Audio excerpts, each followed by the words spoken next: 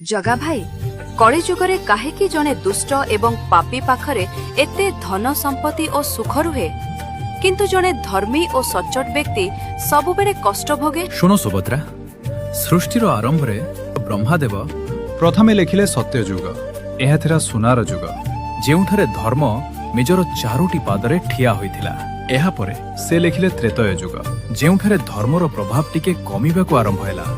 ପରେ ଆସିଲା ଦ୍ୱାପର ଯୁଗ, ଯେଉଁ ସମୟରେ ପୁଣ୍ୟ ଏବଂ ପାପ ମଧ୍ୟରେ ସନ୍ତୁଳନ ଟଳମଳ ହେବାକୁ ଲାଗିଲା। ଏହାପରେ ବ୍ରହ୍ମାଦେବ ଯେତେବେଳେ ନିଜ କଳିଯୁଗର ନାମ ଲେଖିବାକୁ ଆରମ୍ଭ କଲେ, ସାରା ବ୍ରହ୍ମାଣ୍ଡ ଥରି ଉଠିଲା। ଅନ୍ଧକାରରୁ ଏକ ବିକରାଳ ରୂପ ଜନ୍ମ ନେଲା। ତାର ଶରୀର ଥିଲା ଅମାବାସ୍ୟା ରାତିଠାରୁ ଅଧିକ କଳା।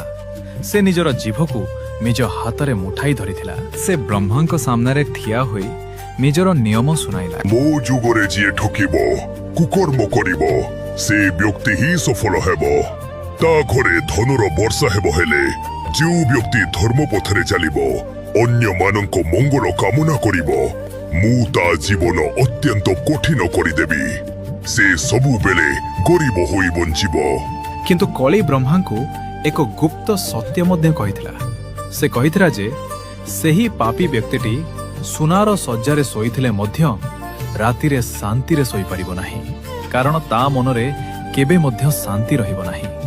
ହେଲେ ଯେଉଁ ପୁଣ୍ୟବାନ ବ୍ୟକ୍ତି ଏହି ଅନ୍ଧକାର ଯୁଗରେ ମଧ୍ୟ ସତ୍ୟର ମାର୍ଗ ଛାଡ଼ିବ ନାହିଁ, ତା ପାଖରେ ରହିବ ଅମୂଲ୍ୟ ଶାନ୍ତି।